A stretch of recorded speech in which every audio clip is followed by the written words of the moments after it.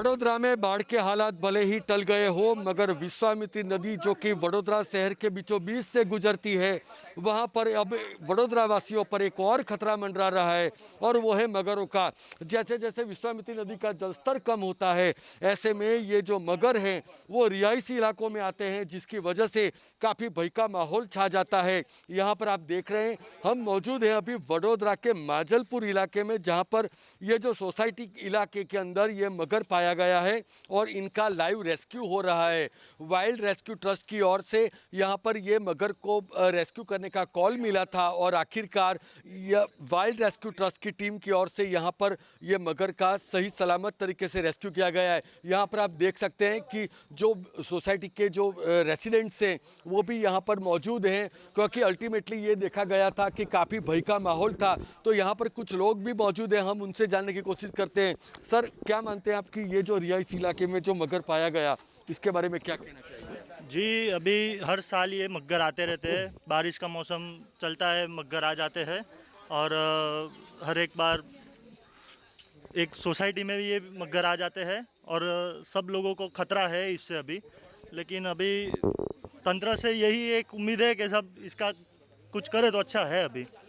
जी, जैसा कि आपने सुना कि वडोदरा के तलसट से लेकर वेमाली गांव तक जो विश्वामित्री नदी गुजरती है, तो यहाँ पर करीबन 500 से ज़्यादा मगर पाए जाते हैं। ये बहुत ही जीव सटोसट का ये यहाँ पर रेस्क्यू हो रहा है। यहाँ पर आप देख रहे हैं कि ये जो वाइल्ड रेस्क्यू ट्रस्ट के जो स्वयंसेवक हैं वो यहाँ पर उनको यहाँ पर ये जो रेस्क्यू करने के लिए यहाँ पर टीम पहुँची है।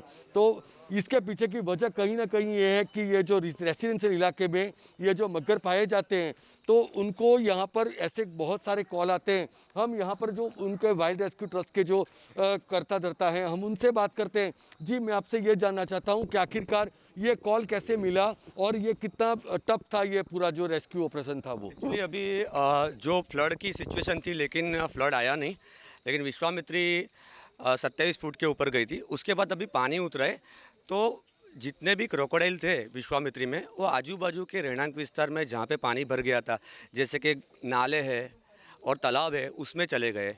अभी वापस वो लोग दोबारा उनकी जगह जाने के लिए बाहर निकल रहे हैं।